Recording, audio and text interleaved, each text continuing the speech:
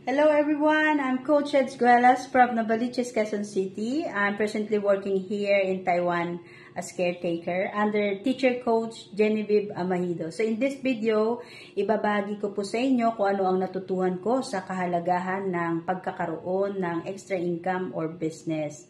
Lalo na po kung kumikita lang tayo ng sakto, at kung minsan na nagiging zero dahil sa marami nating expenses. So, malaking tulong po ito sa atin at maaring magbigay ng malinaw na posibilidad para matupad ang ating mga pinapangarap sa buhay. So, it can help us to turn our dreams into reality. So, there are some reasons why people looking for extra income.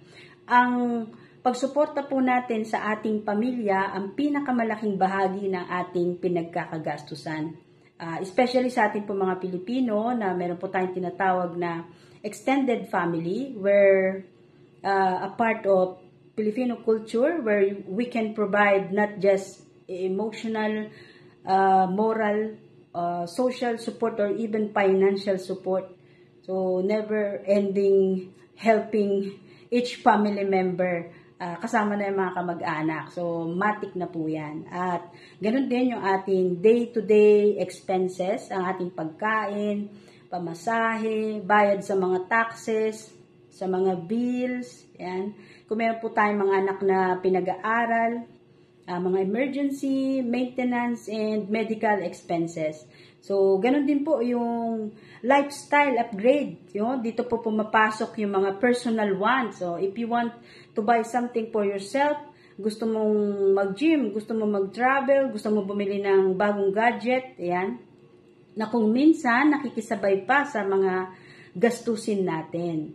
So, the importance of having another source of income, nakakatulong po ito. Kadalasan, mas malaki pa po yung maaari nating kitain sa sidelines natin o sa mga business natin comparing sa sinasahod natin. So, if we have another source of income, we can able to save money para po sa mga personal wants na kung saan hindi kailangan ma-compromise yung obligations or responsibilities natin.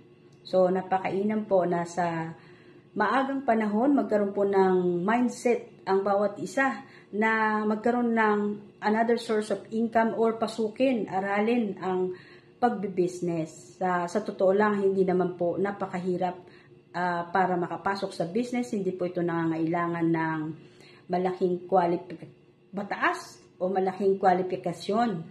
In fact, nagsisimula lang ito sa paniniwala at pagtitiwala natin sa ating sarili. At yung desisyon ng pagpasok sa business ng walang tamang plano, walang tamang unawa, walang disiplina, sipag at tiyaga ay maituturing lang na maling desisyon.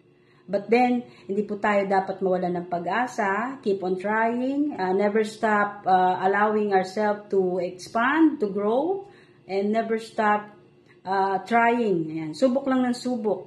So, sa mga tao naman na nakalinya na sa opportunity ng pagbibusiness, or should I say, if you are already a part of Irito Rock Society, ayan, so embrace it fully, work it seriously, you will be guided here, and 100%, you will be successful like all of them. So, palagi lang tayong maniwala sa sarili at sa Diyos na mabuti.